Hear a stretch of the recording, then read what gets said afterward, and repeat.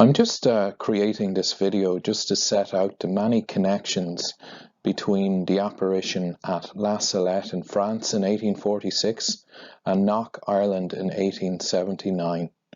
Many people are unaware of the many connections between both, and I feel that this is intentional from heaven to link both apparitions. La Salette was nicknamed the Apocalypse of the Mother of God, for example, due to its message, and Knock due to the image or tableau, the characters in the apparition, was very much reflective of the book of Apocalypse or Revelation too. So I seek to get into the themes of the connections in this short video, and people can do further study into it themselves. Our Lady appeared at La Salette in France on the 19th of September 1846.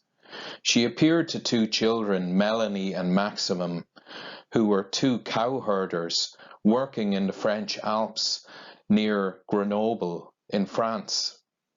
On the day in question, the two children were herding cattle up the hill when they saw a bright light. They went over to investigate, and they saw Our Lady with tears streaming down her face. This is an important detail because Our Lady was very sorrowful during the full duration of the apparition, and she cried throughout. She warned people to repent, mentioning that her son's hand was very heavy, and it was difficult for her to keep hold of her son's hand. She mentioned the second and third commandments explicitly, stating that blasphemies against the Lord's name and failure to keep Sunday as a day of rest was making her son's hand heavy, and that the sins of the people had contributed to the failure of the potato crop. I don't have time to get into the fullness of the content of the apparition here, but I have left a link in the show notes where people can go and read the full apparition and the secrets. The secrets are very interesting, and they're very hard-hitting and apocalyptic, and I would really encourage you to read all of those. I intend to touch on some of them later in this video. The apparition at Knock took place on the 21st of August 1879. Two local ladies, Mary Byrne and Mary McLaughlin, were making their way home, and they crossed by the church in the village.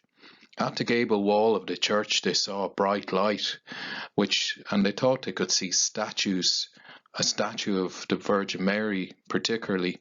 On closer inspection they realized that these were not statues, this was a heavenly vision. They saw Our Lady, Saint Joseph, Saint John the Evangelist, the Lamb of God on the altar, a cross, the angels surrounding the altar.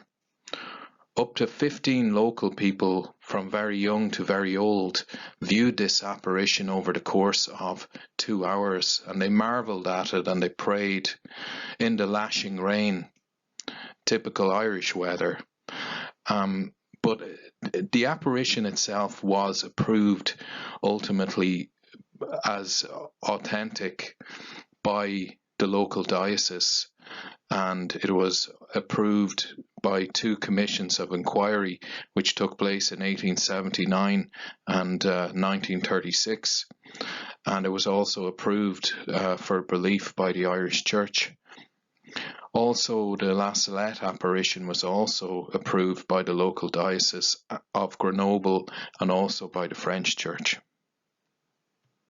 So the connection between La Salette and Knock, and one of the main connections really is the date, the 21st of August 1879 being in very much a way that links both apparitions, and it seems to be the intention of heaven to do so.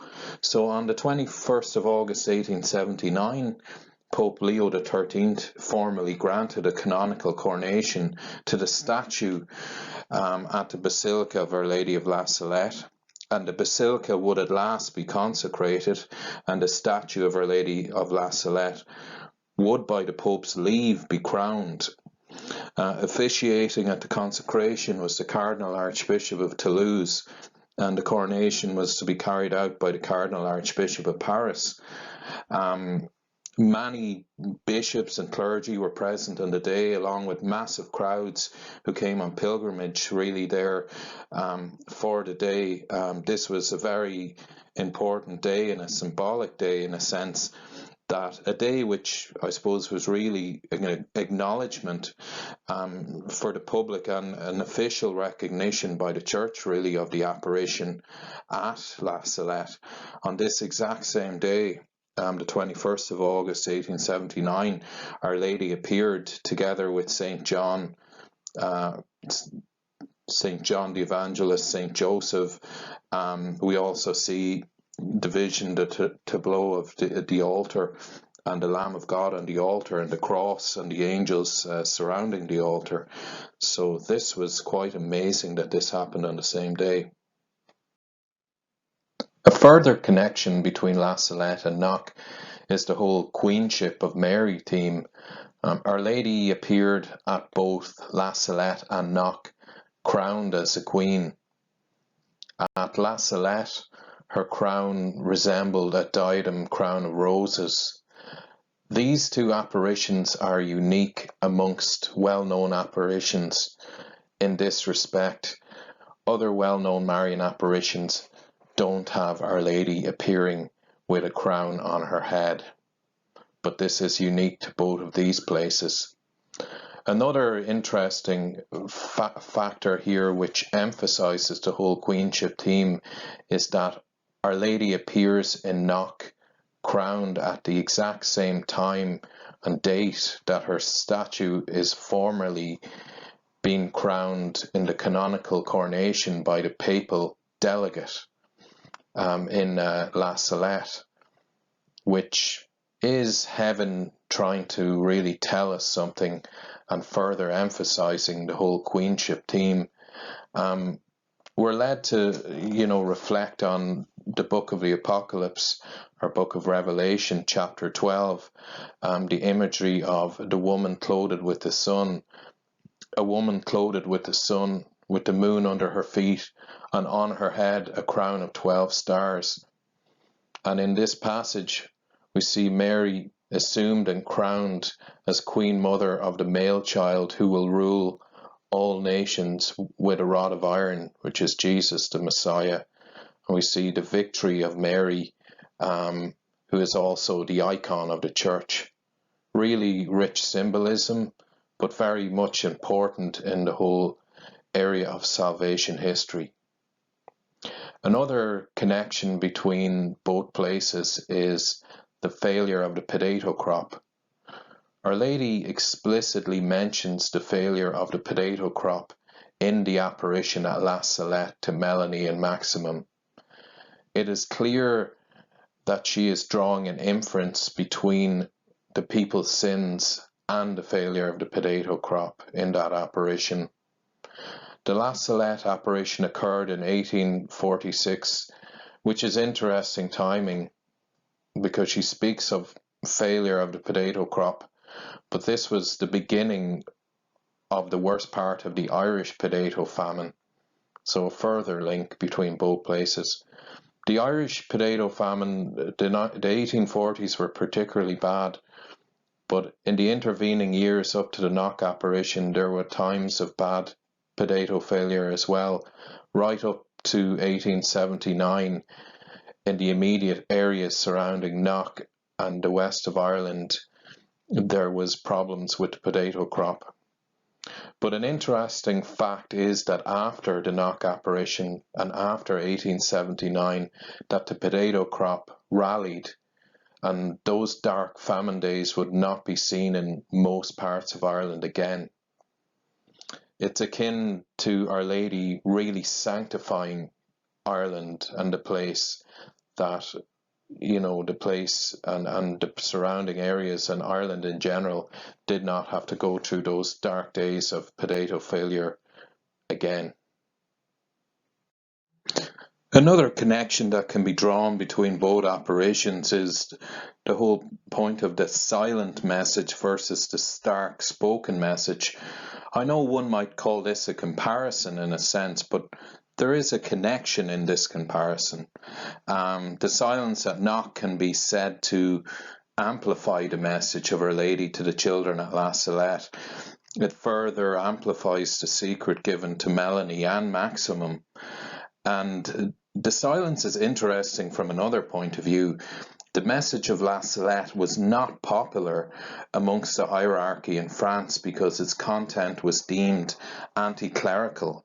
It was hard-hitting, it was apocalyptic in its tone. So the message never really got the traction it should have got. It was never properly publicized.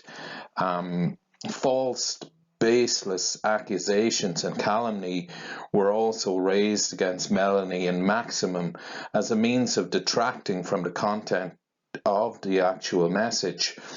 And also you had the Lourdes apparition that came in 1858, which was probably a lot easier and palpable to get behind than the message at La Salette. So you could say in conclusion on that point that Our Lady's silence at Knock was in some ways ironic. It demonstrated her displeasure for the silence or non-acceptance of her message in France. So she had said much at La Salette which had gone unnoticed, unpublicized and unheeded. Perhaps in her silence at Knock she wished to further emphasize the importance of her message at La Salette and all the words she had spoken there. Another real connection between both apparitions is the apocalyptic theme that is very much in both apparitions. The La Salette message is apocalyptic, it's serious in its tone, and it reveals, in its secrets and in its content, possible events that will occur in the latter times. Events which are reflected and events which are analogous with the visions and prophecies in the book of Apocalypse or Revelation. At Knock, the apparition resembles an apocalyptic tableau or vision, this imagery being very prevalent in the book of Apocalypse. We have St. John the Evangelist, the author of the book of the Apocalypse, dressed as a bishop, pointing to a book in a preaching stance. The book is very likely the book of the Apocalypse, and he's obviously calling people to look at the contents of it. We also have other elements that are very visible in the book of the Apocalypse contained in the Knock apparition.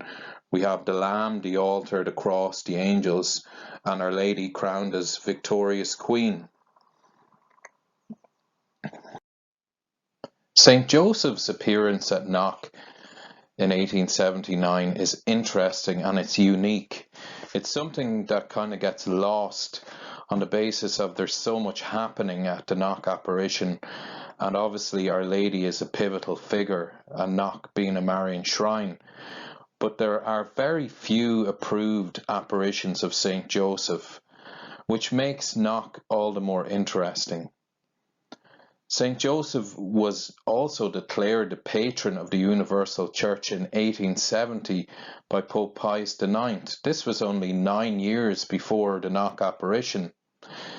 In 1870, it was a very trying time for the Church. Vatican I was postponed because of the start of the Franco-Prussian War. The French troops were withdrawn from Rome, and the Kingdom of Italy essentially annexed the Papal States. So the Papal States were lost. And Vatican I was abruptly ended right after the very important proclamation of the decree of infallibility. So, in a sense, this seemed like an attack at the heart of Christendom, and that was probably the mindset of Pope Pius IX at the time when he declared St. Joseph the patron of the Universal Church. And then when St. Joseph appears at Knock, even his stance is interesting. his hands are joined in prayer and petition for the church. So it's almost like he's adopted this role as patron of the universal church essentially straight away. And he will have that role from that day until the end of time, the second coming of Christ. And how this relates to La Salette also is that Knock and La Salette look to the latter times. The times of apocalypse look to the resolution of salvation history and the ultimate victory of Christ and his second coming. So Saint Joseph appearing at Knock shows us that he has a very important role in the protection of us Catholics in these latter times, but as an important protector of the church in these latter times also. Just going to get into the connection between La Salette and Knock as it pertains to the priesthood, which is really the second half of this video, and just highlighting here just part of the secret that Our Lady gave to Melanie at La Salette, which was really a warning to priests. So I'm just going to quote this. The priests, ministers of my Son, the priests by their wicked lives, by their irreverence and their impiety in the celebration of the holy mysteries, by their love of money, their love of honours and pleasures, the priests have become cesspools of impurity. Yes, the priests are asking for vengeance, and vengeance is hanging over their heads. Woe to the priests and to those dedicated to God, who by their unfaithfulness and their wicked lives are crucifying my Son again. The sins of those dedicated to God cry out towards heaven and call for vengeance, and now vengeance is at their door, for there is no one left worthy of offering a stainless sacrifice to the eternal God for the sake of the world. It's a hard-hitting warning to priests given by Our Lady to Melanie. I suppose the contrast between La Salette and Knock here being at the time of the apparition in Knock in 1879, the parish priest was Venerable Archdeacon Cavanagh. And Archdeacon Cavanagh was the antithesis of what Our Lady had warned at in La Salette. He was known for his holiness, his sanctity, and he had just completed 100 masses for the holy souls on the morning of the 21st of August, 1879. Archdeacon Cavanagh, the parish priest of Knock at the time of the apparition, was a very interesting character, and I would direct people to the book written on Archdeacon Cavanagh by District Justice Liam Coyne, or Liam Coyne. His Irish name is on the book. You can still order the book online. It's a short book, but it charts, I suppose, the man's life, his background, just his ministry, but also very interesting. It really charts well the history of Ireland at the time, particularly the whole land question, the famine, and just a really good read. And so one or two things just to point out from that book was that he was ordained in 1846, the year of La Salette apparition and the start of the Irish famine. He was known for his exceptional devotion to Our Lady, and he followed severe penitential exercises. He wore a hair shirt. He didn't witness the apparition, but he thought that this was a good thing, because, you know, people could always make the claim that a clergyman or a priest concocted such an apparition, but the fact that 15 or so lay people saw it gave it a greater degree of authenticity from the very start. He was subjected to threats by a local group of ribbon men. The ribbon men sought to exploit the whole landlord-tenant, the valid grievances that existed in the area, and they sought to exploit this and cause as much upheaval as possible. Their roots were, I suppose, from the point of view of a Masonic secret society, which generally have always been at odds with the church down through the centuries. But Archdeacon Cavanagh, he saw their tactics really for what they were, and he spoke out against them. And because of that, he was at risk from them. They saw him as a threat. So the actual weekend that Our Lady appeared in Knock, he was supposed to be subjected to threats by a local group of these ribbon men, and they were going to cut off his ear. This was testified by members of that ribbon men group in the aftermath, and it's charted very well in Liam Coyne's book. But when the apparition occurred, obviously it didn't happen, and a lot of the men, about half, I think, of the men in the group actually left completely and had a conversion experience, and eventually the group fell through in that area. So another grace, I suppose, of Our Lady appearing at Knock.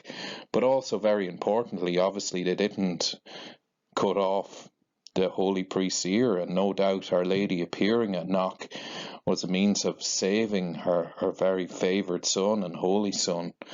So many believe in general, I suppose, that it was because of this man's great spirituality that Knock was singled out by heaven for this apparition, because, Ireland in general, and particularly the west of Ireland, had really suffered.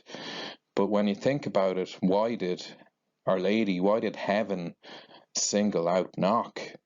And, it's very credible to say that it was because of this holy man. Just by way of conclusion, and thank you for staying till the end, I believe the apparition of Knock and the apparition of La Salette are intrinsically linked due to all that I've shared with you. The silence and symbolism of Knock amplifies the message of La Salette. The theological, eschatological and apocalyptic nature of the Knock apparition, in light of the message of La Salette, requires further disciplined theological study. I am not a theologian, but the connections here are striking. The fullness of the message of Knock needs to be unpacked as a crucial message of these latter times. Knock is not only a Marian shrine, it is also so much more. And that's not to denigrate it in any way. Obviously, it is a Marian shrine, and that is a beautiful aspect of Knock. But there is so much more to the Knock story. Knock is also likely a place of significant renewal for priests. The cause of Archdeacon Cavanagh requires official examination by Holy Church. Archdeacon Cavanagh is potentially a cure of Ars figure here in Ireland, but in typical Irish fashion, sometimes we don't recognise, luminaries who are in our midst, and there's a certain Irishness to that. But his sanctity and his faithfulness in hard times are unquestioned, and I think that his cause should be considered at this stage. It is possible that his body remains incorrupt. It is definitely possible. Exhumation should be considered by the relevant diocesan authority in compliance with the canonical norms for a potential cause of canonization. Okay, thank you for joining me. God bless.